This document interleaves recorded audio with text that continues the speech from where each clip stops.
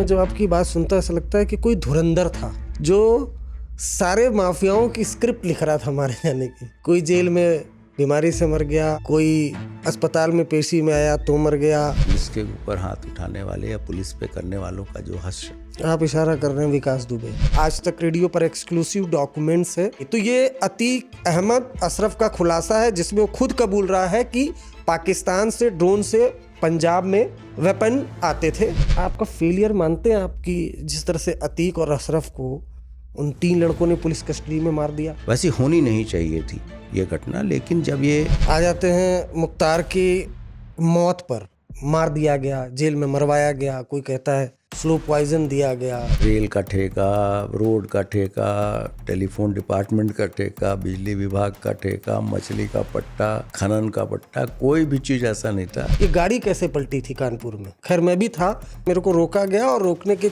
4-5 minute बाद encounter हो गया था। 8 पुलिसकर्मी मारे गए तो आपने खुद ने एक बयान दिया था ऐसी कार्रवाई की जाएगी कि नजीर बनेगा। तो लोगों ने तभी मान लिया था कि इनकाउंटर का इशारा कर दिया था आपने। ये जो बात आप प्रश्न पूछ रहे हैं ये कोई नहीं पूछता। हाथरस में जो केस हुआ था, जिस तरह से लड़की की लाश को जला दिया गया था, तो क्या अभी शव नहीं चल रहे?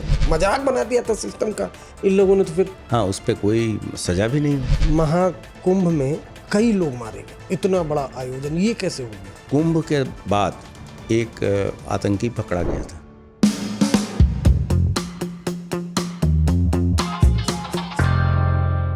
नमस्कार, आज तक रेडियो के स्पेशल पॉडकास्ट में आपका स्वागत है। आप देख और सुन रहे हैं अपना पसंदीदा शो क्राइम ब्रांच। दोस्तों, उत्तर प्रदेश पुलिस के इतिहास में जब क्राइम और क्रिमिनल पर जीरो टॉलरेंस की बात आएगी तो एक नाम सबसे टॉप पे रहेगा, प्रशांत कुमार। उत्तर प्रदेश में जब माफियाओं के खात्मे की बात आएगी तो एक नाम टॉप पे रहेगा, प्रशांत कुमार। आज हमारे साथ उत्तर प्रदेश पुलिस के पूर्व डीजीपी प्रशांत कुमार हैं। 1990 बैच के ये आईपीएस अधिकारी हैं। सीआईएसएफ और आईटीबीपी में भी ये तैनात रहे हैं। और जैसा कि मैंने आपको शुरुआत में कहा, सिर्फ अपराधियों के खात्मे की बात नहीं, जब किसी अपराधी की गाड़ी पलटेगी तब भी एक नाम जरूर याद किया जाएगा, प्रशांत कुमार। प्रशांत कुमार सर आज हमारे साथ हैं। सर, आपका बहुत स्वागत है हमारे पॉडकास्ट में। सबसे मेरा जो पहला सवाल है वो ये है कि आपने धुरंधर मूवी देखी? मूवी तो देखी, मूवी देखी। तो उसमें आपका किरदार भी है मिलता जुलता पूरा? नहीं, वो मूवी के अंदर तो सभी चीज़ें काल्पनिक हैं।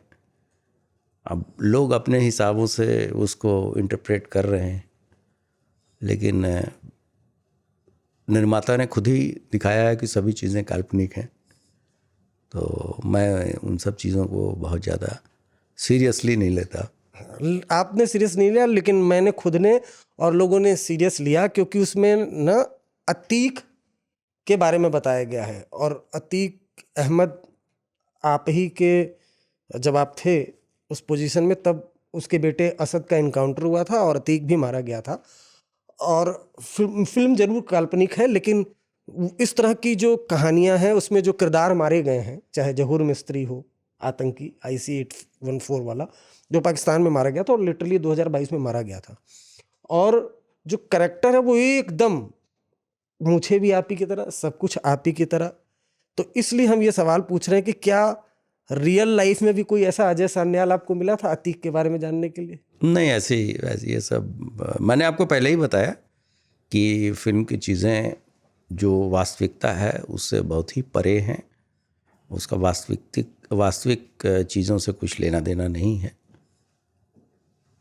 ये बात अलग है कि जो किरदार माफिया का दिखाया गया है वो उस तरह की गतिविधियों में लिप्त रहा है, और समय समय पे उत्तर प्रदेश पुलिस ने विभिन्न अवसरों पे पब्लिक के साथ और मीडिया के साथ ये सभी चीज़ें शेयर भी की। कौन था अतीक? आपने जब शिकंजा कितना बड़ा साम्राज्य था जब आप आए, उसके पहले तो तमाम सरकारें थी। अतीक अहमद जिसका धुरंधर फिल्म में किरदार, कितना बड़ा माफिया था और किस तरह से उसका काम करने का तरीका था? एक तांगे वाले के लड़के से बढ़ के 30 साल 35 साल में पहले विधायक बन जाना, फिर सांसद बन जाना और आर्थिक रूप से ठेके पट्टों तथा अन्य गलत गतिविधियों से एक पूरा साम्राज्य स्थापित कर लेना, यहाँ तक कि जो निर्वाचित विधायक थे उसकी भी हत्या करा देना। राजूपाल? हाँ, और न जाने कितने ऐसे अत्याचार की घटनाएं हैं और कैसे वो सिस्टम के ऊपर चला गया, ये तो प्रयागराज में और तत्समय इलाहाबाद के सभी लोगों को पता है। और ये भी आश्चर्य की बात थी कि इतने आपराधिक इतिहास होने के बावजूद उसके ऊपर कभी इतना कानूनी शिकंजा नहीं कसा गया कि कोई उसे उसके जुर्मों की सज़ा दिला सके। लेकिन इस दौरान उसके और उसके भाई को आजीवन कारावास की सज़ा भी कराई गई और जो चीज़ें हुई वो सभी चीज़ पब्लिक डोमेन में है। हजारों करोड़ की संपत्ति या तो जब्त की गई, ध्वस्त की गई, ऐसे भी प्रॉपर्टियां ध्वस्त की गई जहां आज गरीबों के घर बने हैं। सरकार ने घर बना के, प्रयागराज डेवलपमेंट अथॉरिटी ने गरीब लोगों को उसकी चाबियां भी वितरित की हैं।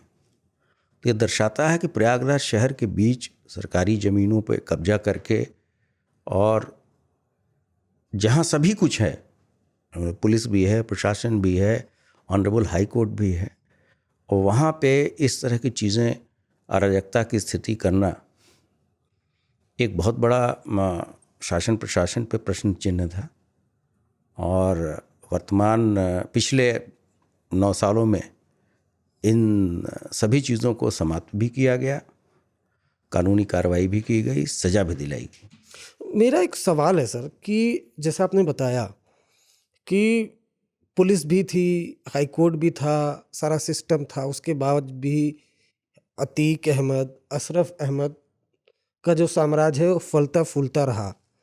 आप उत्तर प्रदेश पुलिस में आते हैं, पहले तो एडीजी मेरठ थे, उस पर बारे में बात करेंगे। क्या जो अभी वर्तमान सीएम हैं योगी आदित्यनाथ, या आप लोगों की कोई ऐसी मीटिंग हुई या कुछ ऐसा हुआ कि भाई अपराधियों के खिलाफ जीरो टॉलरेंस या इन पर शिकंजा कसो, या कुछ ऐसी मीटिंग? क्या निर्देश था, किस तरह के निर्देश थे? 2017 में जब शासन और सत्ता में परिवर्तन हुआ तो शासन ने यह निर्धारित किया कि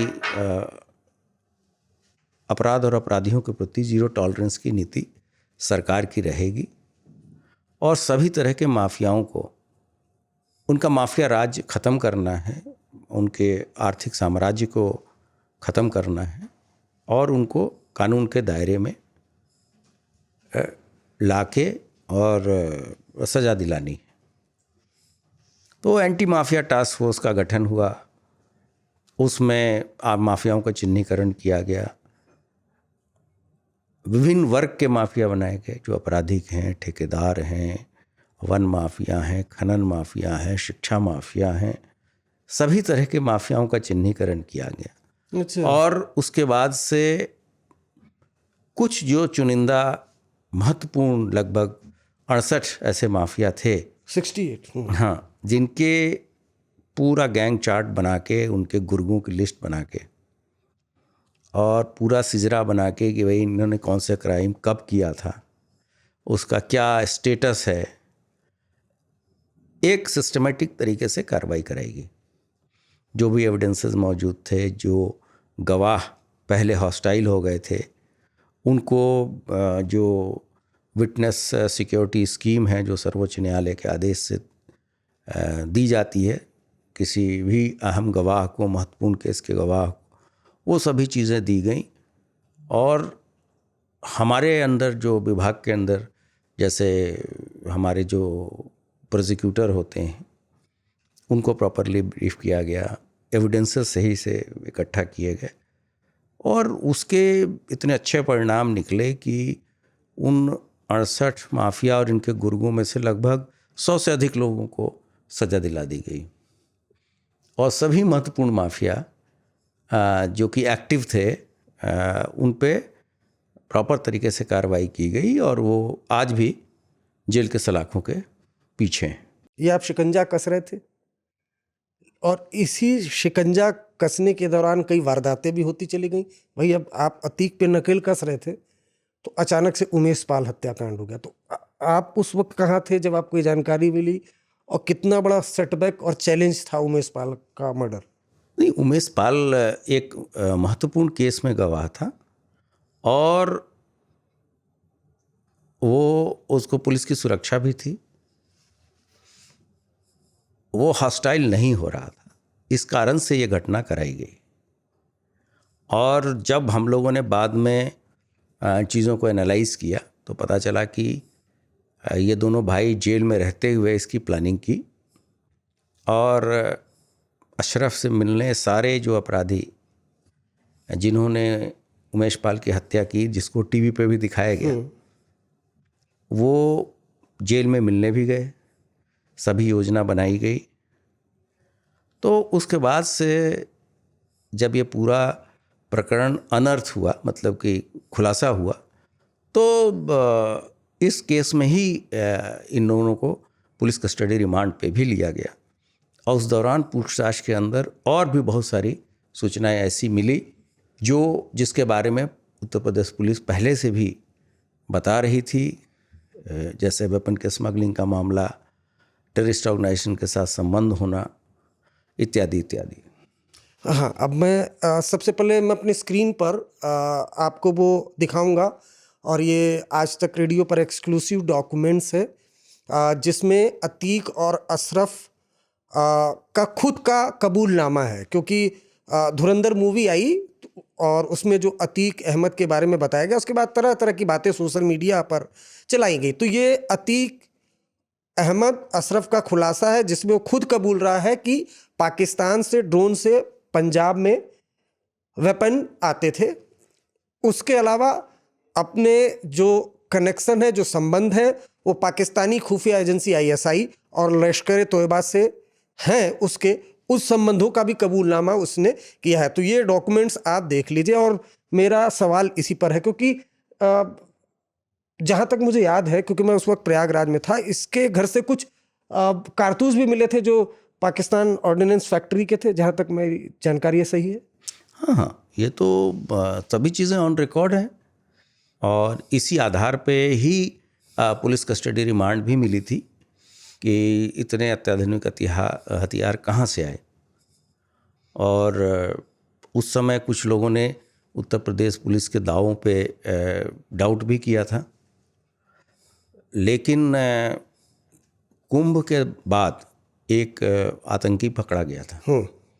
उससे पूछताछ में भी ये बात तस्दीक हुई थी कि अक्रॉस द बॉर्डर ड्रोन के द्वारा ड्रोन की भी ड्रॉपिंग, मतलब हथियारों की भी ड्रॉपिंग होती है, मादक पदार्थों की भी ड्रॉपिंग होती है, और उसके बाद से वो सारे हथियार किस तरीके से एंटी सोशल एलिमेंट्स के द्वारा यूज़ किए जाते हैं या टेररिस्ट ऑर्गेनाइजेशंस के साथ को सप्लाई किए जाते हैं। तो ये चीज़ें और पुख्ता हो गई कि जो चीज़ उत्तर प्रदेश पुलिस के बारे में लोगों को जो पहले डाउट था, वो उसमें कोई फिर आयोटा ऑफ डाउट नहीं रहा। मतलब बियॉन्ड डाउट ये चीज़ें प्रूव हो गई कि ऐसी चीज़ें होती हैं। आपने जो खुलासा किया, अपने दर्शकों को भी बता दूं, काबिल तारीफ़ और इसलिए है कि आज की डेट में पंजाब पुलिस हो, हरियाणा पुलिस हो, दिल्ली पुलिस हो, जिन अपराधियों को पकड़ रही है उसमें 100 में 90% लोगों के पास जो वेपन, टिफिन IED और जो ड्रग है वो पंजाब में आ रहा है ड्रोन के जरिए ही, और तब जगह सप्लाई हो रहा। तो ये बात आपकी पुख्ता मैं खुद भी कर दे रहा हूँ। अच्छा, दस्तावेज है हमारे पास, ये मैंने निकाल के रखा था काफ़ी वक्त पहले और आपका इंतज़ार कर रहा था। तो इसमें यह है कि जो अतीक है उसने खुद कबूल किया कि ISI और लश्कर तोयबा से संबंध थे, पाकिस्तान से हथियार मंगवाता था, ये कबूला था? नहीं, इसमें मैं तो और जगहों पे भी बता चुका हूँ, उत्तर प्रदेश पुलिस के किसी भी व्यक्ति को इसमें कोई डाउट नहीं है। कोई डाउट नहीं। किसी और को डाउट हो सकता है, लेकिन जो उस समय के पुलिस अधिकारी हैं या जिन्होंने इस केस को देखा है, उसमें किसी को भी कोई डाउट नहीं कि लश्कर और आईएसआई से इसके संबंध थे। हाँ, ये तो सभी चीज़ें ऑन रिकॉर्ड हैं। वो उसकी प्रति कोर्ट में भी होगी, सभी जगह विवेचकों ने लिख के दिया, प्रेस में भी उस समय बताया गया था, ये बात बताई गई थी। अब आ जाते हैं इस पर, जैसे आपने उमेश पाल की बात की, तो क्या सूझा, मतलब वो चूंकि रिमांड पे लाना, अतीक को, अशरफ को साबरमती जेल से उत्तर प्रदेश ले आना कितना टफ होता था? कवरेज होता था लगातार? नहीं, कवरेज की चीज़ें थी और इसको काफ़ी पब्लिसिटी माफिया के द्वारा खुद भी दी जाती थी कि ऐसे हो जाएगा और मेरे साथ घटना हो जाएगी। लेकिन पुलिस के लिए तो ये एक आम बात है। जिस तरह के अपराधी होते हैं, जो थ्रेट परसेप्शन रहता है, तो उसके लिए उसके मूवमेंट पे क्या सतर्कता बरतनी चाहिए, कितना फोर्स लगना चाहिए, इसकी पूरी एक एसओपी पहले से बनी रहती है। तो उसी का अनुपालन होता है। और इस माफिया को भी 2-3 बार बाहर के प्रदेश से लाया गया था। और इस पर्टिकुलर प्रकरण में उमेश पाल की हत्या के बाद से दोनों भाइयों को, एक को गुजरात साबरमती से और एक को बरेली जेल से प्रयागराज लाया गया था। वो तो बार बार बोल रहा था, जब आ रहा था मैंने भी बात करी थी कि भैया अब बख्श दो। बोला था मट्टी में मिला देंगे, मैं मट्टी में तो मिला ही दिया, और अब क्या। और फाइनली वो तो मट्टी में मिल भी गया जब वो अस्पताल में पेशी के लिए जा रहा था। अब ये अच्छा, मैं बताएं, आपका फेलियर मानते हैं आप कि जिस तरह से अतीक और अशरफ को उन 3 लड़कों ने पुलिस कस्टडी में मार दिया? क्या क्या क्या इंसिडेंट नहीं, था? घटना इस तरह की पुलिस कस्टडी के दौरान होनी नहीं चाहिए। लेकिन जो परिस्थितियां थी वहाँ, क्योंकि मारने वाले एक प्रेस का आईडी लेके चल रहे थे और छद्म वेश में वो थे, तो इस तरह की घटना कभी यहाँ सुनी नहीं गई थी। और ना तो प्रेस के कर्मियों को फ्रिस्क करके या उनको वेरीफाई करके कहीं जाने देने की का कोई पहले से नज़ीर हो या कोई प्रोटोकॉल हो, क्योंकि प्रेस के साथ इंटरेक्शन भी एक बड़ा संवेदनशील मुद्दा है। चाहे वो प्रिंट मीडिया के हों, चाहे वो विजुअल मीडिया के हों, तो इस तरह की बात कभी होती नहीं थी। वैसी होनी नहीं चाहिए थी ये घटना। लेकिन जब ये इस तरह की चीज़ें हुई तो पुलिस ने तत्काल उन अपराधियों को भी पकड़ा, वेपन भी रिकवर किए, उसमें पुलिस वाले भी घायल हुए। और लेकिन ये है कि मीडिया में या लोगों को उसमें भी बहुत तरह की कहानियाँ आप सुनते होंगे, हम लोग भी सुनते हैं। क्या कहानियाँ तो एक है कि पुलिस ने मरवा दिया, सरकार ने मरवा दिया, तमाम तरह की कहानियाँ। नहीं, पुलिस क्यों मरवा देगी? पुलिस का वो तो, पुलिस के लिए तो वो आजीवन कारावास से सजा याफ्ता था। हाँ, दोनों भाई, उन्हें तो आना नहीं था, 20 साल की मिनिमम सजा होनी थी उसको। और सारे बहुत सारे केसेस थे जिसमें कि सजा जरूर होती, तो वो कहाँ छूटने वाले थे। क्यों मारा? जो लड़के आए थे, क्या कबूलनामा, क्या खुलासा हुआ था? उन्होंने तो कहा कि इस तरह के कि हम इससे बड़ा बनना चाहते थे। जैसे ये खुद ही एक टांगे वाले से लड़के से उठ के कहाँ तक पहुँचा था।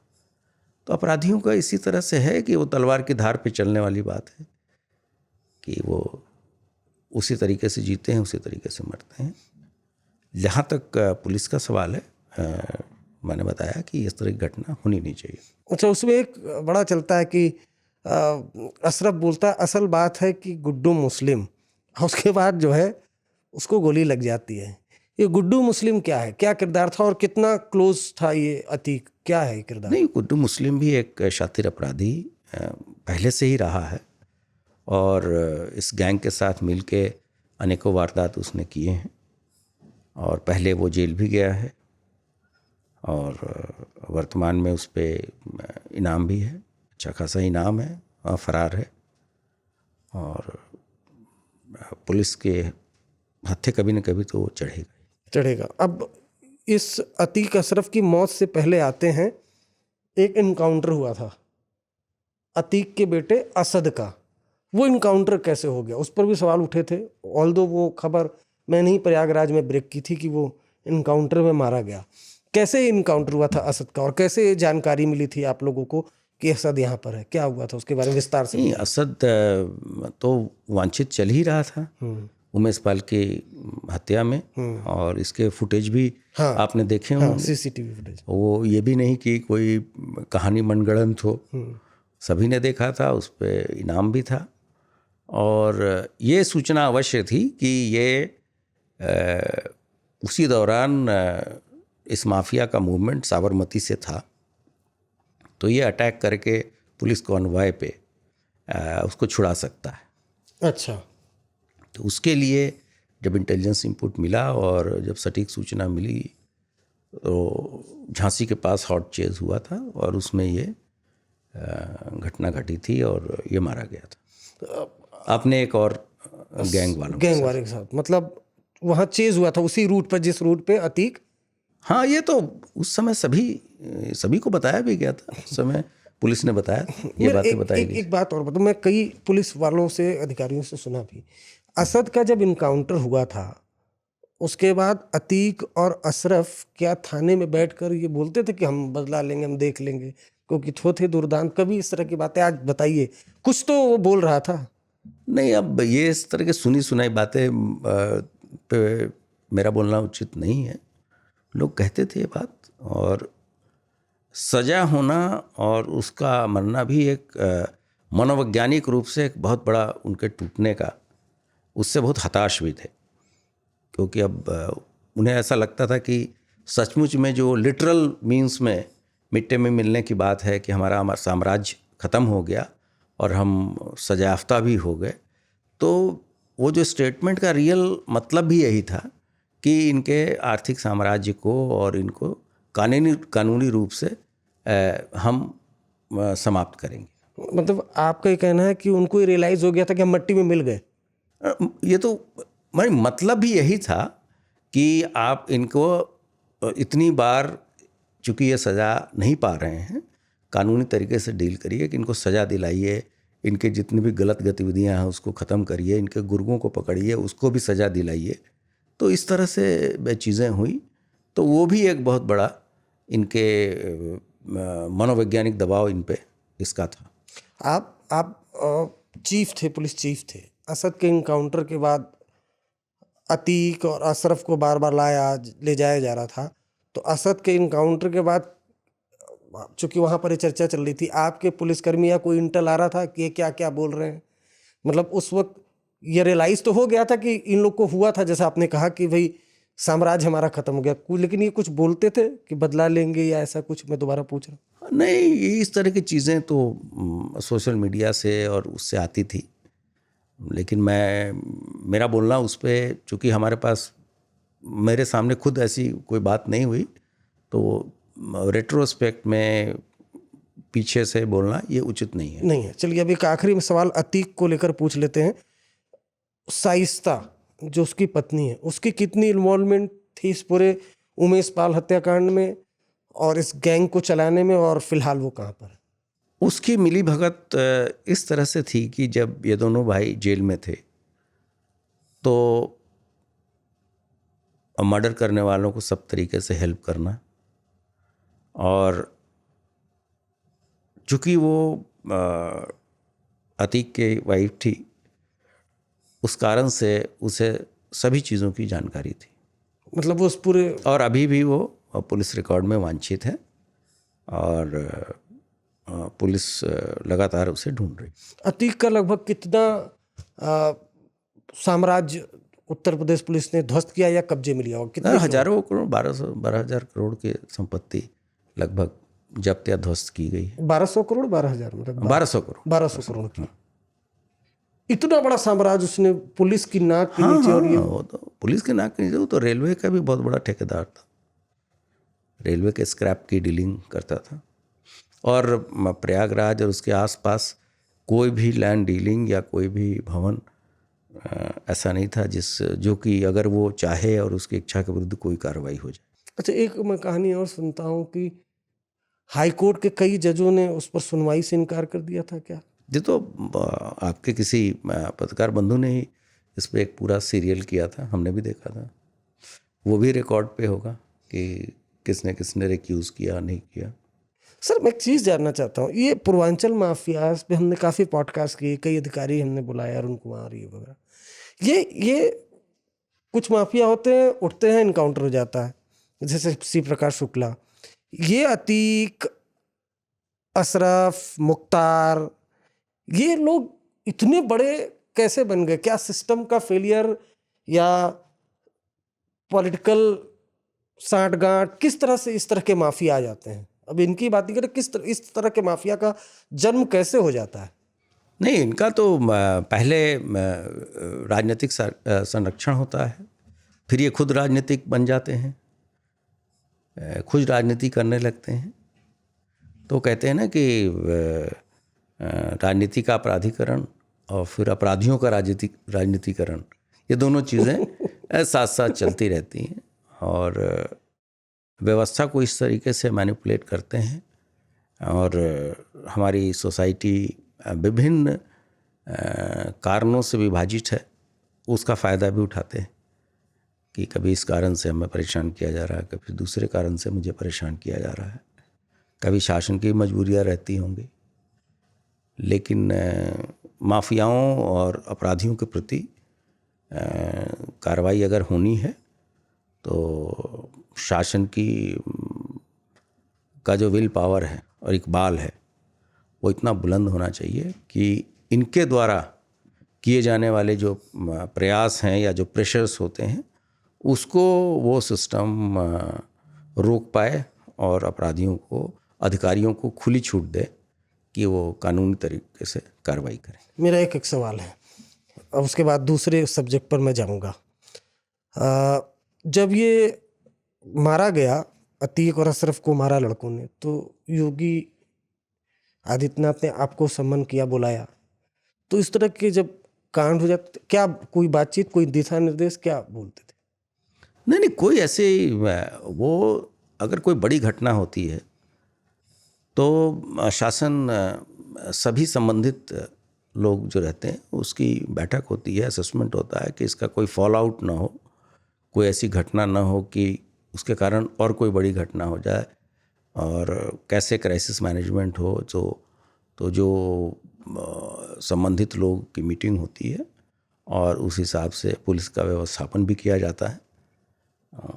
तो हर एक ऐसे केसेस या कोई बड़े पर्व त्यौहार जो चीज़ें एक्सपेक्टेड रहती हैं तो उसमें पहले हो जाती हैं, जो चीज़ें एक्सपेक्टेड रहती हैं। जहाँ इस तरह की ये सडन चीज़ें होती हैं तो इसके लिए भी हाई पावर्ड कमेटी बैठती है और उस पर एक सम्यक विचारोपरांत ये निर्णय लेती है कि क्या क्या चीज़ें की जाए ताकि शांति व्यवस्था बनी रहे। सर, अब आ जाते हैं मुख्तार अंसारी पर। मुख्तार अंसारी कितना बड़ा माफिया था, उसका असेसमेंट क्या था, गैंग लीडर क्या था, किस तरह से आपने असेसमेंट किया था उसका? क्योंकि उसके भी सिलसिलेवार तरीके से क्लोज एसोसिएट मारे गए, और क्या था मुख्तार अंसारी आपकी नज़र में क्या? देखिए, तो ड्रेडेड माफिया था और गाजीपुर, मऊ, आजमगढ़, वाराणसी, उसके भी लिंक्स राष्ट्रीय और अंतर्राष्ट्रीय सभी अपराधियों से थे और लंबा आपराधिक इतिहास था। और जेल के अंदर मृत्यु के पहले लगभग 1.5 वर्षों में 8 सजाएं उत्तर प्रदेश पुलिस ने उसको करवाई, जिसमें से 2 आजीवन कारावास की सज़ा थी। तो वैसा व्यक्ति जिसके 30 साल का आपराधिक इतिहास हो, 8 केसेस में सज़ा दिलाना, और ये भी एक अच्छा अचीवमेंट है। ये दर्शाता है कि ऐसे एविडेंसेस भी मौजूद थे और केवल इच्छा शक्ति का अभाव था, और पुलिस ने सभी एविडेंसेस को इस तरह से पिरोया धागे में और ऑनरेबल कोर्ट्स के सामने तथ्य प्रस्तुत किए और कोर्ट ने इस पर जजमेंट दिया। ये एक इंटरेस्टिंग आप बात कह रहे हैं, मतलब 2017 के मतलब पहले से ही गवाह, सबूत, केस सब था, लेकिन उसको कोर्ट तक इम्प्लीमेंट कराने की कोशिश किसी ने नहीं किया, हिम्मत किसी ने नहीं की। सब कुछ 2017 के बाद हुआ, खासतौर से आपके कार्यकाल में। नहीं, मैं ये नहीं कह रहा हूँ। मैं किसी भी व्यक्ति विशेष को जरूरत से ज़्यादा क्रेडिट देना व्यवस्था के लिए अच्छा नहीं है। ये जो बात आप प्रश्न पूछ रहे हैं ये कोई नहीं पूछता, क्योंकि कन्विक्शन पे किसी का की नज़र नहीं रहती। सभी लोग ऐसी कहानी कहेंगे जो कि जल्दी बिक जाए, जिसकी अच्छी रेटिंग टीआरपी हो। तो बहुत कम लोग जानते होंगे कि 8 सजाएं मरने के पहले मुख्तार को हुई थी। अतीक को भी आजीवन कारावास की सज़ा थी, अशरफ को भी आजीवन कारावास की सज़ा थी। और केवल यही नहीं, मैंने कहा कि इसमें जो 68 माफिया थे, उनके गुर्गे थे, उसमें लगभग 120 लोगों को सज़ा हुई है। और ऑपरेशन कन्विक्शन नाम का एक योजना चल रही है, जिसमें महत्वपूर्ण और हेनियस ऑफेंसेस, जो जघन्य अपराध होते हैं, उसको आइडेंटिफाई करके डीजी ऑफिस से उसका की मॉनिटरिंग की जाती है। तो जब तक मैंने चार्ज छोड़ा था उसमें लगभग 1.25 लाख लोग कन्विक्ट हो चुके थे। अब तो उसकी संख्या लगभग 2-2.5 लाख पहुंच गई होगी। वही तो उसका भी एक बहुत बड़ा असर समाज में और समाज के हर एक वर्ग में पड़ता है कि अब कार्रवाइयाँ सही हो रही हैं। और यही एक अच्छे सिस्टम में, एक प्रजातांत्रिक व्यवस्था में अगर कन्विक्शन की श्योरिटी अगर हो जाए तो अपराधों पे इसका बहुत बड़ा असर पड़ता है। आ जाते हैं मुख्तार की मौत पर।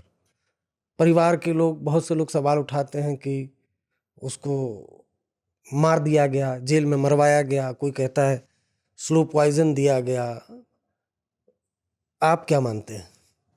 नहीं, मैं तो एक सामान्य नागरिक की तरह ये देखता हूँ कि वो जेल के अंदर था, वो जुडिशियल कस्टडी में था, पुलिस का उससे कोई लेना देना नहीं था।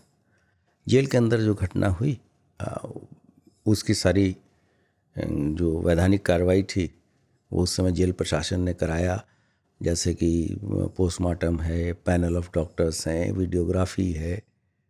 बाद में वो सारे डॉक्यूमेंट्स भी फैमिली मेम्बर्स को मुहैया करा दिया गया। और रिकॉर्ड्स बताते हैं कि 50 से अधिक बार उसको समय समय पे सभी मेडिकल एड भी जेल प्रशासन के द्वारा मुहैया कराई गई थी। और घर वालों का खुद भी का एफिडेविट विभिन्न कोर्ट्स में है कि वो किन तरह की बीमारियों से सफ़र कर रहा था। ऐसी चीज़ कुछ नहीं हुई कि जो अचानक हो गई या बीमारी नहीं थी, कुछ भी नहीं था, ऐसी कोई बात नहीं थी। तो लोग केवल जो पसंद करते हैं वही सुनना चाहते हैं या उसी पे कहानियाँ गढ़ते हैं। उसको भी आप पंजाब से लेकर आ गए थे? नहीं, वो तो एक कानूनी बात थी। आपने ये भी सुना होगा कि पंजाब में विथहोल्ड करने के लिए वर्तमान सरकार उसकी भी जांच करा रही है। जांच करा रही है। तो ये चीज़ें तो सभी चीज़ें पब्लिक नॉलेज में है और ऑनरेबल सुप्रीम कोर्ट तक सरकार गई थी, उसके बाद से आए। उसी के बाद से ये वरना सज़ा शायद पहले ही हो जाती, 1 आध साल पहले हो जाती, तो कानूनी प्रक्रिया में भी काफ़ी समय नष्ट हुआ। एक आया साबरमती से, प्रयागराज में ढेर हो गया। एक आया पंजाब से, बांदा जेल, मेरे ख्याल से जहाँ तक है, बांदा जेल में उसकी भी मौत हो गई। खैर, उसमें पोस्टमार्टम रिपोर्ट की कॉपी आप दर्शकों को बता दूं, मैंने ही आज तक में चलाई थी। उसमें वो बांदा के जो अस्पताल के डॉक्टर थे, उन्होंने उसकी इनिशियल पोस्टमार्टम रिपोर्ट थी, जिसमें कार्डियक अरेस्ट की बात आई थी, हार्ट अटैक से उसकी मौत की बात आई थी। वो आज तक पर मैंने ब्रेक की थी। चलिए, आप एक को अहमदाबाद से लाते हैं, वो प्रयागराज में ढेर हो जाता है।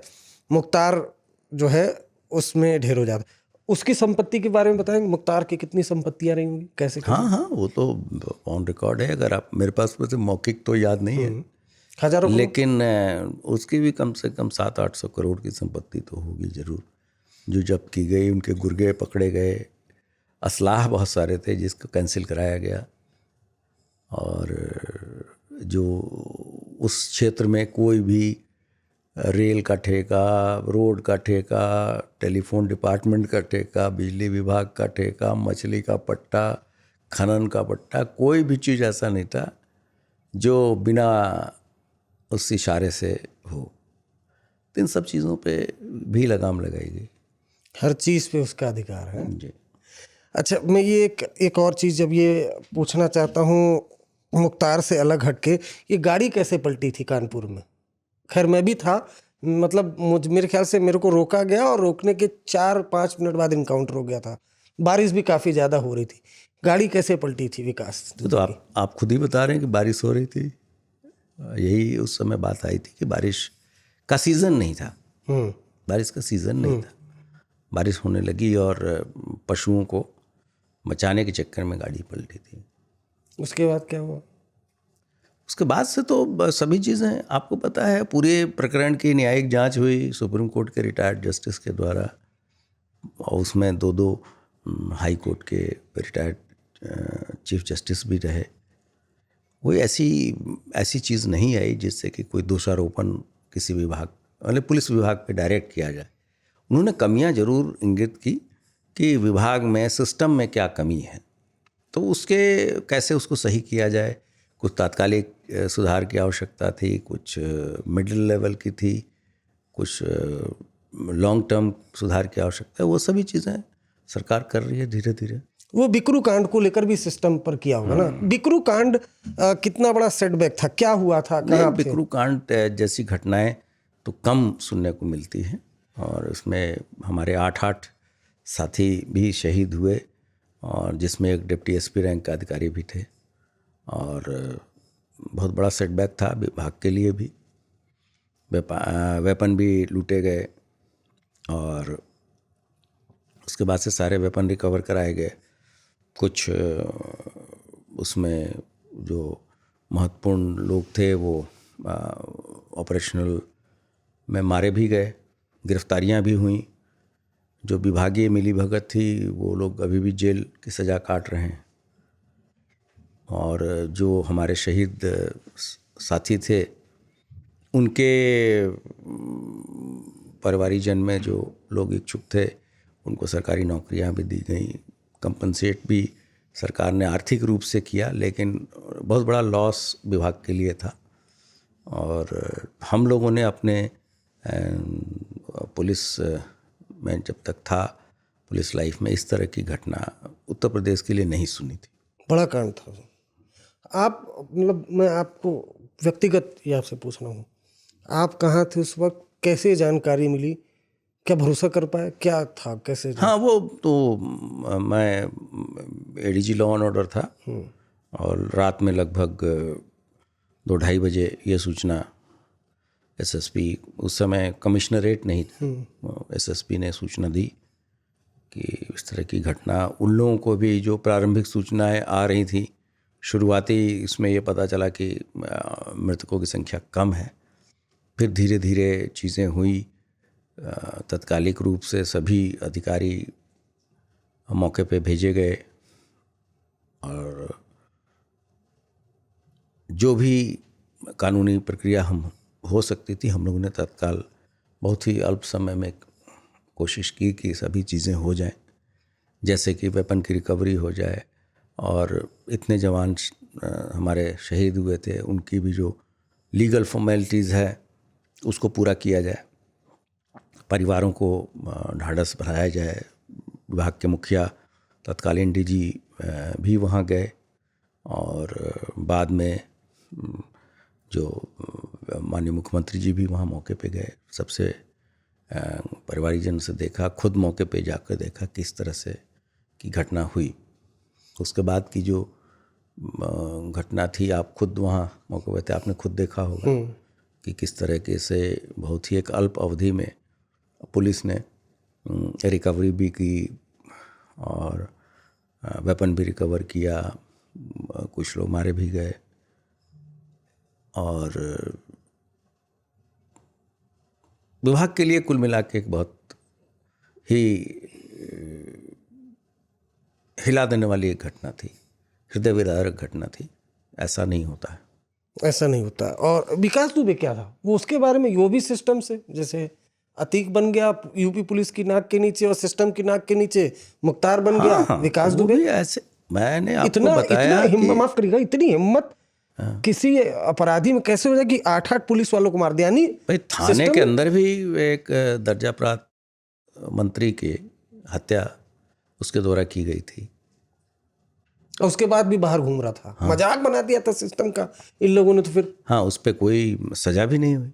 तो कैसे घूम रहा था, क्या विकास दुबे क्या था? भाई लोग हॉस्टाइल हो गए, किसी ने एविडेंसेस नहीं दिए कोर्ट में। वही तो मैं बता रहा हूँ कि भाई ये ऑपरेशन कन्विक्शन भी चलाया गया, सज़ा का दर बढ़ाया गया। बहुत सारे ऐसी चेंजेस हैं जो पिछले कुछ वर्षों में हुए। जैसे कि सबसे बड़ी बात है कि बहुत ही स्वच्छ और पारदर्शी तरीके से भर्ती कराया गया। लगभग 2.5 लाख लोग, 2.25 लाख लोग इस फोर्स में ही भर्ती हुए। आज ही लगभग 60,000 लोग का पासिंग आउट हुआ है। तो उससे भी एक मनोबल फोर्स का बढ़ता है। बहुत ज़्यादा वैकेंसी थी, उसको फिलअप किया गया, टाइमली प्रमोशन दिया गया। उनके रहने, उनके टेक्निकल गैजेट्स में भी बहुत सारे सुधार हुए हैं। ज़्यादा थाने बनाए गए हैं और कम्युनिकेशन का भी प्लान बहुत अच्छा है। 112 की सुविधाएं पहले से बेटर हैं। तो कोई भी चीज़ अचानक ओवरनाइट नहीं होता और सभी चीज़ें ऐसी नहीं होती कि आप जाके मतलब कि दीवार के अगेंस्ट जाके अपना सर पटकिए तो तुरंत कार्रवाई हो जाएगी। एक सुनियोजित ढंग से विभाग में 360 डिग्री चेंजेस किए गए हैं और काफ़ी पारदर्शी तरीके से सीनियरिटी को वो करते हुए नियुक्तियां भी की जाती हैं। उसके कारण ही इस तरह के अच्छे रिजल्ट आ रहे हैं और अच्छी कानून व्यवस्था के कारण प्रदेश में विकास भी हो रहा है, इन्वेस्टमेंट भी आ रहा है। इंफ्रास्ट्रक्चर के कितने प्रोजेक्ट्स आए हैं, किस तरह के हाईवेज बन रही हैं, एक्सप्रेसवे बन रही हैं, नए जो एयरपोर्ट्स आ रही हैं। तो ये सभी चीज़ें दर्शाती हैं कि एक अच्छे भयमुक्त समाज है और अच्छी कानून व्यवस्था है। तो सरकार, प्रदेश का विकास भी हो रहा है। प्रदेश से रेवेन्यू डेफिसिट से रेवेन्यू सरप्लस स्टेट बन गया। तो ये सब चीज़ें एक अच्छी व्यवस्था को दर्शाता है जिसमें कि कानून का राज है और सभी लोग अपने आप को सेफ और सिक्योर फील कर। वो सबसे ज़रूरी है उत्तर प्रदेश जैसे बड़े राज्य के लिए। और देखिए मज़े की बात है कि आप जिसके बारे में उपराष्ट्रपति भी मूंछों के बारे में बात कर रहे थे और उत्तर प्रदेश की कानून व्यवस्था के बारे में बात करते थे, योगी आदित्यनाथ सख्त प्रशासक, उसके बावजूद भी ऐसे ऐसे माफिया उत्तर प्रदेश में रहे कि उन्होंने वक्त वक्त पर चैलेंज किया। हालांकि वो फिर मट्टी में मिलाए ही गए।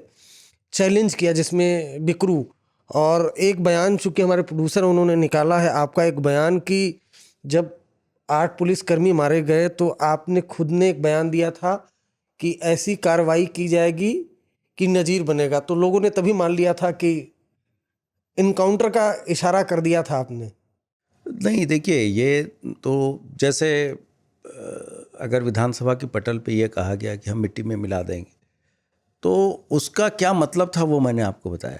अब अगर हमारे 8 जवान और या अधिकारी मारे गए तो क्या हम कानूनी ऐसी कार्रवाई नहीं करेंगे जो नज़ीर बने? क्या नहीं करना चाहिए किसी भी लीडर को? और केवल बोलना ही नहीं चाहिए, उसको करके भी दिखाना।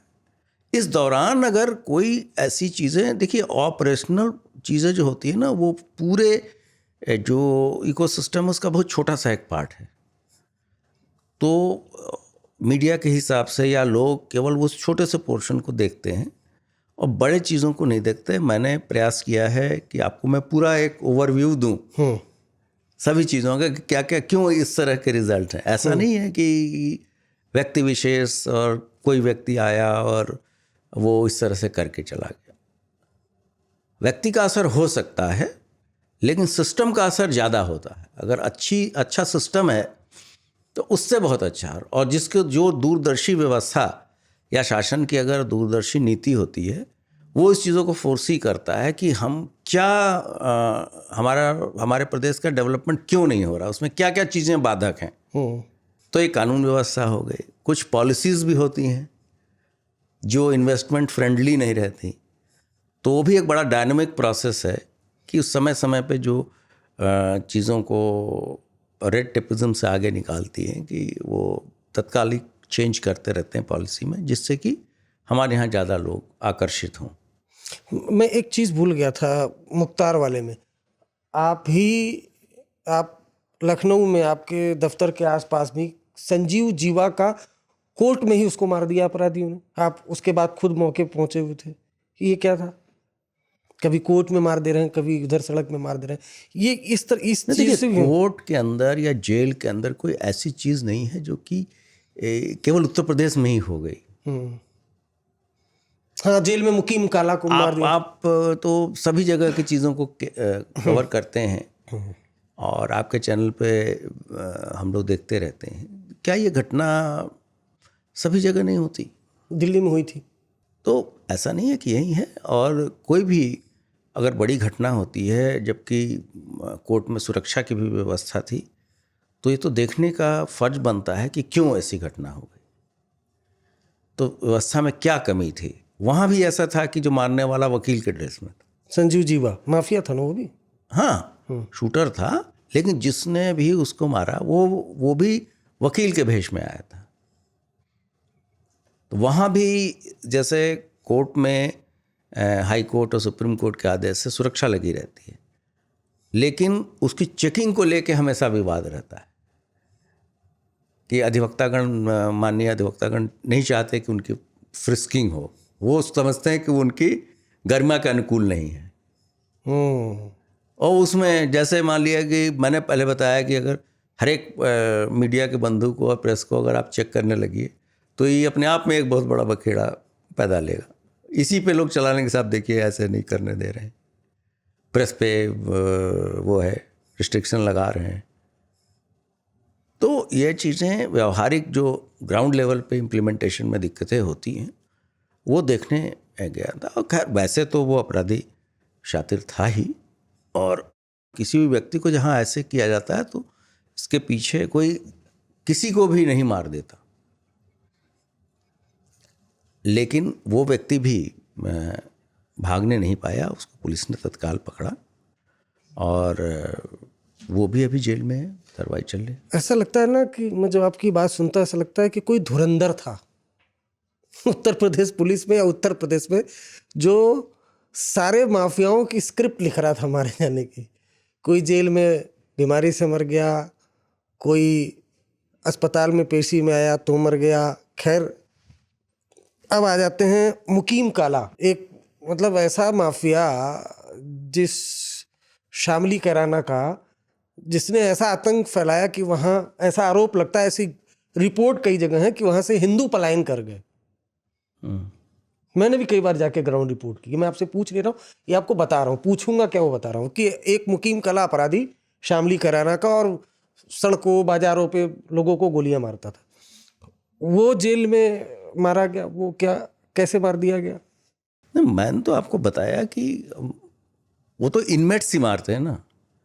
इनमेट्स में लड़ाई हो गई, जो जेल में ही दूसरे उसके बंदी रहते हैं उसकी लड़ाई। तो ये तो चीज़ें होती रहती हैं, पहले भी हुई हैं और कार्रवाई भी उसमें हुई है। जिसने मारा उस पर उसको पकड़ा भी गया, उस पर भी कार्रवाई हो रही है। ऐसा मैं जानता हूँ आप एडीजी मेरठ भी थे, और आप जब एडीजी मेरठ थे, मैंने कई इनकाउंटर कवर किए। जहाँ तक मेरी जानकारी 1000 इनकाउंटर आपके रहते हो गए थे। अरे नहीं, ऐसी बातें नहीं है। 1000 इनकाउंटर हो गए थे? वो फैक्ट्स आप मेरे पास तो सात मुझे आठ मौके सौ का, जहाँ हाँ। तक 700-800 तो मैंने कवर। ऑपरेशन लंगड़ा का जनक आप ही को कहा जाता है। नहीं नहीं, ऐसी बात नहीं है, ये सब ऐसी किदवंतियाँ हैं। और कहीं भी पहले भी ऑपरेशंस होते रहे हैं, और दशकों पहले जब यहाँ पे डकैतों का गैंग था तो भी इस तरह के ऑपरेशंस होते थे। टेररिज्म जब पीक पे था तो भी ऑपरेशंस होते थे। नक्सली गतिविधियाँ पीक पे थी तो भी होते थे। पहले भी गैंगवार होता था, उसमें भी कार्रवाइयाँ होती थी। तो ऐसा नहीं है कि कोई पहली बार चीज़ें हो रही हैं। पैर में खूब गोली मारी गई आपके रहते। एडीजी मेरठ जोन से आपने शुरू किया और डीजी पे रहते आज अब ये हालत हो गया है कि दिन में 2-4 लंगड़े तो जरूर होते हैं। ये कैसे हो जाता है? अब इनके बारे में तो कोई जनरलाइज ही कह सकता है। भाई अगर बदमाश पुलिस पे फायर करता है तो पुलिस के पास जो अधिकार हैं उसके तहत पुलिस कार्रवाई करती है। और एक पक्ष को ही लोग देखते हैं। हजारों की संख्या में पुलिस वाले भी घायल हैं। 25-30 पुलिस वाले भी मारे गए हैं, शहीद हुए हैं इस दौरान। आप इस पक्ष को देखिए ना कि जो ऑपरेशन होता है तो केवल अपराधियों को ही चोट नहीं लगती है, क्रॉस फायरिंग में पुलिस वाले भी घायल होते हैं, पुलिस वाले भी मरते हैं। तो ये तो जो होते हैं ना कि व्यावसायिक वो चीज़ें हैं कि ये तो किसी को भी गोली लग सकती है। अगर फायरिंग होती है तो पुलिस वाले को भी लग सकती है, पुलिस वाले को भी चोट जानलेवा हो सकती है। तो ये तो दोनों तरफ खतरा है। अच्छा, अतीक, मुख्तार, इन दोनों में से कभी किसी से आपका वास्ता पड़ा था? खुद मुख्तार? नहीं, कोई ऐसे डायरेक्ट कोई वास्ता नहीं पड़ा कभी। जो भी बात थी वो सब कानूनी तरीके से ही चल रही थी। पुलिसिंग लाइफ में किसी ने आपको धमकाया हो या कभी ऐसा कोई टेंस? पुलिसिंग एक कोई पुलिस का अधिकारी या कर्मचारी के पीछे एक बहुत बड़े सिस्टम का सपोर्ट रहता है। तो पुलिस वाले पे को धमकाने या उस पर कुछ करने के पहले कोई भी 20 बार सोचता है। और पुलिस के ऊपर हाथ उठाने वाले या पुलिस पे करने वालों का जो हश्र होता है, चाहे वो भी हो चाहे अन्य जगहों पे भी हो, कोई ज़रूरत करता नहीं है ऐसी बात। आप इशारा कर रहे हैं विकास दुबे? नहीं, मैं किसी पे कोई ऐसी बात नहीं कह रहा। अन्य जगहों पे भी पुलिस पे नॉर्मली इस तरह की बात नहीं होती, और इतनी अव्यवस्था भी नहीं फैली है कि पुलिस वालों को या अधिकारियों को कोई चैलेंज करें। एक बड़ा सेटबैक था आपको, खास तौर से आप जब थे, और उत्तर प्रदेश सरकार को 2020 में जो हाथरस का केस आया था। 2 सेटबैक की बात करूंगा क्योंकि काम तो आपके, मैंने इंटरव्यू में बता दिया कि जब माफिया राज के खात्मे की बात आएगी तो प्रशांत कुमार का नाम वन ऑफ द टॉप में आएगा। 2020 में हाथरस में जो केस हुआ था, जिस तरह से लड़की की लाश को जला दिया गया था, जो बलात्कार का केस था उसको नकार दिया था, आप ही ने बोला था, तो उससे उत्तर प्रदेश पुलिस पर कई सवाल खड़े हो गए थे। बाद में सीबीआई ने जांच की, हालांकि सीबीआई जांच का नतीजा भी कुछ अलग ही हुआ।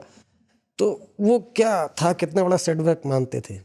नहीं, अच्छा किया जो आपने ये चर्चा छेड़ी दी। और वो एक ऐसी घटना थी जहाँ कि 2 कम्युनिटी के लोगों में झगड़ा हुआ, वयस्क लोगों में। जैसी सूचना आई उसका जो फैमिली मेंबर्स ने कहा उस हिसाब से अपराध दर्ज कर लिया गया उचित धाराओं में। फिर जैसे जैसे समय बीतता गया, समाज इतना फ्रैक्चर्ड है, विभाजित है, चाहे वो जाति के आधार पर हो चाहे धर्म के आधार पर। उसमें कहानी, नैरेटिव बदलता गया। जो पीड़िता ने कहा उस हिसाब से वो धाराएं भी बढ़ाई गई। उसके बाद से जिस दिन रेप की बात आई वो धारा भी बढ़ाई गई। फिर मेडिकल परीक्षण भी कराया गया। मेडिकल परीक्षण की बात में जो रिपोर्ट आई थी, वर्बेटम वही चीज़ हम लोगों ने मीडिया से शेयर किया। ये भी नहीं कंक्लूड किया था कि ये बात सही है कि नहीं है, जो मेडिकल रिपोर्ट क्या कहती है ये बताया गया था। ये तो एक एस्पेक्ट होगा। दूसरे ये आरोप कि भाई जलाने की बात है, तो क्या अभी शव नहीं जल रहे? आप काशी में जाइए, 24 घंटे जलते हैं। फिर भी ऑनरेबल कोर्ट ने कहा कि एक SOP बनाइए कि कैसे होगा, वो भी बना दिया गया। फिर अब जैसे ही ये मामला उछला, सरकार ने अपने तरीके से, फिर पुलिस ने उन 4 लोगों की गिरफ्तारी भी कर ली। पहले एक ही नाम था, 3 नाम और बढ़ा दिए, 4 की गिरफ्तारी कर ली गई। CBI ने को जांच ट्रांसफ़र कर दी। CBI ने उस जांच को में उन्हीं धाराओं में, जिस धाराओं में पुलिस ने FIR दर्ज करके थे, उन्हीं धाराओं में चार्जशीट लगाई। जब कोर्ट ने सज़ा सुनाई तो सबसे पहले उसमें से रेप की धारा 4 अभियुक्तों से हट गई, वो प्रूफ नहीं हो पाया। 3 अभियुक्तों को से हत्या वाली बात भी हट गई। केवल एक मुख्य अभियुक्त जिस पे पहली सर्वप्रथम FIR हुआ था, वही, उसमें भी 304 तत्कालीन IPC की 304 की धारा में अभियोग मतलब चार्ज साबित हुआ, और जो SC/ST का एक्ट था, उसके बाद से न तो CBI अपील में गई न कहीं कुछ गया। तो बताइए कि पुलिस का जो इनिशियल स्टैंड था वो कहाँ गलत था यूपी पुलिस का?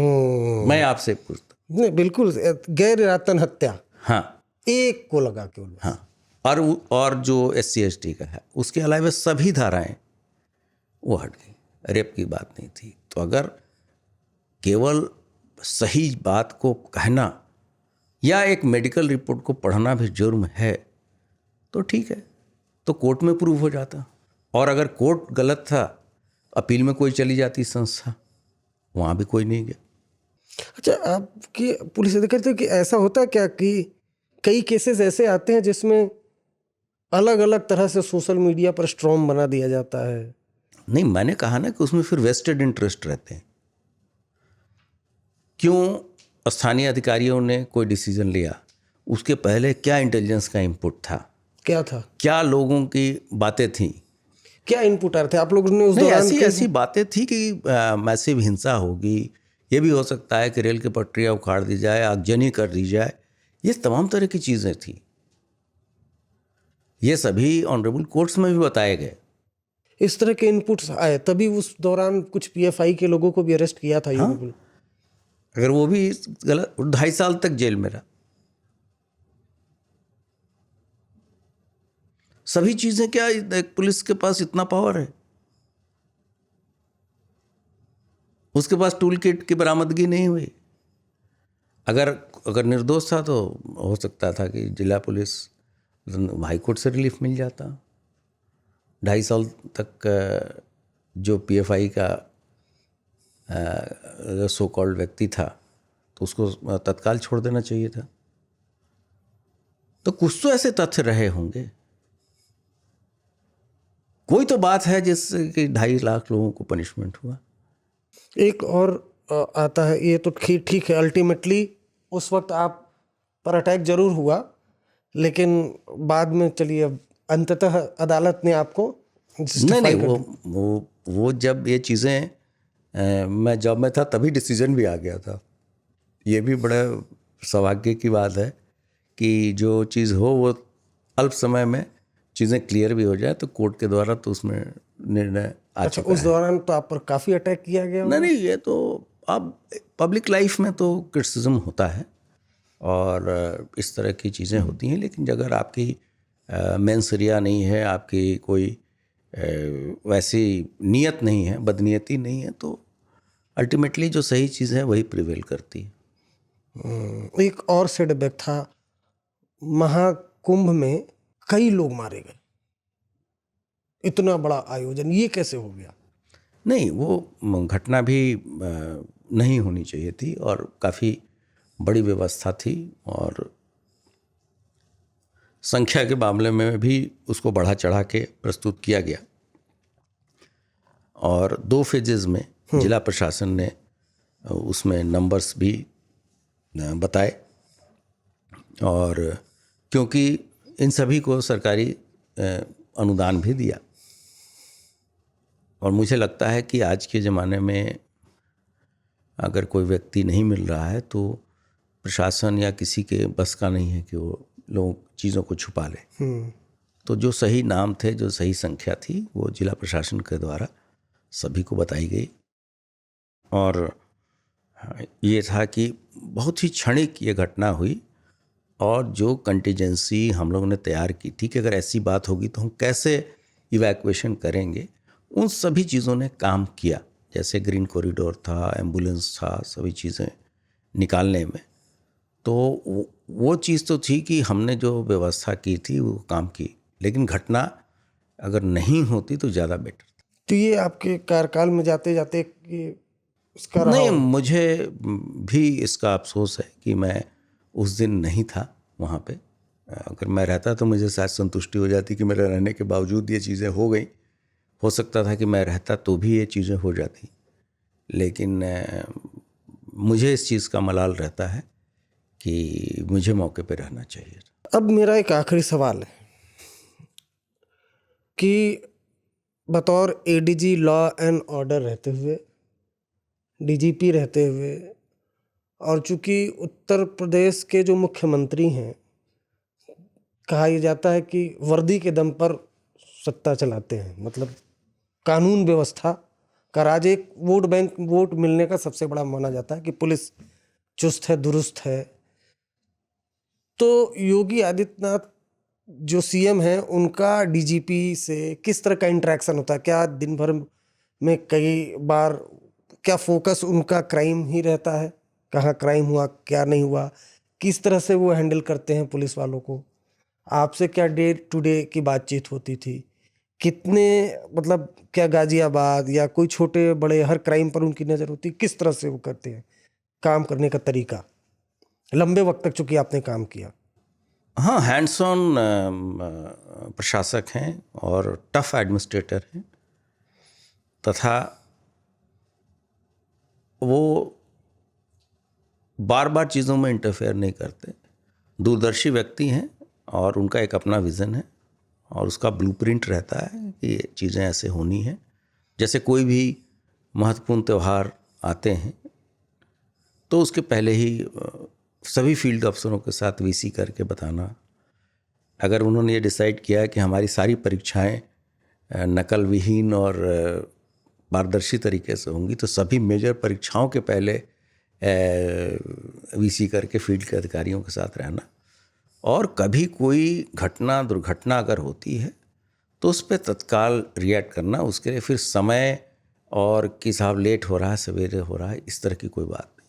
He is always available. आपने देखा होगा कि कुंभ की घटना के तत्काल बाद भी वो लगातार चीज़ों को अनुश्रवण करते रहे और बहुत ही कायदे से टीम को गाइड करना, और यही रीज़न है कि इस तरह के रिजल्ट्स आ रहे हैं। एक डीजीपी साहब आए थे पुराने, पता कि रात में डिनर के बाद कभी बुलाते हैं, कभी भी नहीं, ऐसी बात नहीं है, कभी भी का बात नहीं है। कोई एक रूटीन प्रक्रिया है। ये कोई भी एडमिनिस्ट्रेटर अपने हिसाब से क्या उसका रूटीन है उस हिसाब से मीटिंग्स रखता है और उसमें एक कानून व्यवस्था भी मुद्दा है, लॉ एंड ऑर्डर के भी विभिन्न एस्पेक्ट हैं, उसमें क्राइम भी पार्ट है। तो उन चीज़ों को कैसे, आने वाली क्या चीज़ें हैं, नेक्स्ट डे क्या कोई मेजर चीज़ होने वाली है, तो इन सभी चीज़ों का अगर जिसकी जवाबदेही है वो उसके बारे में अगर प्रिपेयर्ड है तो ये बेटर है। तभी आपने देखा होगा कि जो किसान आंदोलन में इतनी हिंसा देश भर में हुई, उत्तर प्रदेश में कहीं नहीं हुई। एक लाख से ऊपर लाउड स्पीकर उतारे गए यहाँ धार्मिक स्थलों से, दूसरी जगह 2-4 में ही हंगामा मच गया, यहाँ लाखों की संख्या में उतारे गए। तो ये जब जनता को भी विश्वास है कि भाई पब्लिक इंटरेस्ट में काम हो रहा। तो इससे ये दिखाता है ना कि आदमी ज़्यादा प्रिपेयर्ड है, उसके लिए ज़्यादा रिहर्सल करके बैठा है। CA-NRC में भी कहीं कहीं छोड़ के सभी जगह कमोबेश शांति बनी रही। पूरे 9 साल में कहीं कोई ऐसी बड़ी सांप्रदायिक घटना नहीं हुई। तो ये सभी चीज़ें चांस नहीं हो सकती। अच्छा, इसके पीछे जो प्लानिंग है या जो मैंने आपको बताया ना कि शासन की जो नीति है, शासन की टॉप मोस्ट प्रायोरिटी है ना, तभी एक ऐसा माहौल बनता है। लोग लगातार इन्वेस्टमेंट कर रहे हैं, वो विजिबल भी है। आप जाएं, अभी आप लखनऊ से किसी भी जगह जाएं 3-3.5 घंटे में पहुंच जाएंगे। रात में भी आप चल सकते हैं, सभी चीज़ें सेफ हैं। तो कोई अच्छा चीज़ होने के पहले सभी चीज़ें बाई चांस नहीं होती, लेकिन डिज़ाइन भी रहती है। लेकिन मैंने देखा कि जो आप चैलेंज जब से जैसे आपने शुरू किया, मैंने आपके कार्यकाल को तो बहुत करीब से देखा ही, और ख़ास तौर से जैसे अपराधियों के खिलाफ जीरो टॉलरेंस, माफियाओं के खिलाफ जीरो टॉलरेंस, और अचानक से कोई ऐसी घटना हो जाती थी जो सुर्खियों में जाती थी। हालांकि उसके बाद जो बोलते थे सीएम के मट्टी में मिला देगा, वो हर फॉर्मेट में जिसको आप जैसे समझे मट्टी में ही मिल गए। नकल माफिया आ गए, नकल माफियाओं पे आपने शिकंजा कसना, उस पर तो बड़ा सवाल उठा, पेपर लीक हो गया।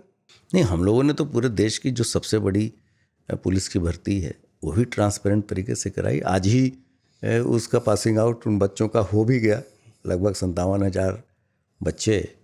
लेकिन इसके पहले पेपर लीक हुआ था, बड़ा बवाल हो गया था। नहीं तो, लेकिन ये भी है ना कि उतने बड़े परीक्षा को उन्होंने कैंसिल भी किया। परीक्षा में किसी तरह की कोई गड़बड़ी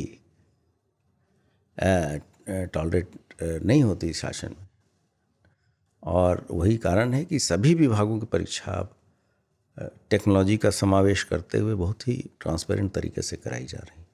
ठीक है सर, आप हमारे शो में आए। हमें तो ऐसा लगता है कि जब जिस तरह से देखते हैं, एक तो धुरंधर काल्पनिक मूवी है, लेकिन उत्तर प्रदेश में भी कुछ कोई धुरंधर तो जरूर रहा, क्योंकि जिसने कोई बड़ी वारदात की, कभी वो कोर्ट रूम में मारा गया, कभी अस्पताल में उसकी मौत हो गई, कभी अस्पताल में 2 शूटर आके मार दिए गए। लोग अपने अपने तरीके से इस तरह की कहानियाँ गढ़ते हैं, लेकिन एक्चुअल कहानी आपने बताई हमारे इस पॉडकास्ट में आप आए, आपका बहुत बहुत शुक्रिया। आपका धन्यवाद। जो असली धुरंधर हैं वो पुलिस के हर एक अधिकारी और हर एक जवान हैं, जिन्होंने अपने खून पसीने से इस विभाग को सींचा है और आगे भी कर रहे हैं। तो इनकी सारी क्रेडिट इन्हीं को जाते हैं, और लोग तो केवल गाइड करने के लिए हैं, पॉलिसी बनाने के लिए। लेकिन रियल धुरंधर तो सिपाही ही है, और जो हमारा कटिंग एज लेवल पे अधिकारी हैं वो लोग हैं। तो उनको सारा क्रेडिट मैं देना चाहूँगा। ये शो आपको कैसा लगा? अपना फीडबैक और कमेंट जरूर करिएगा। शुक्रिया।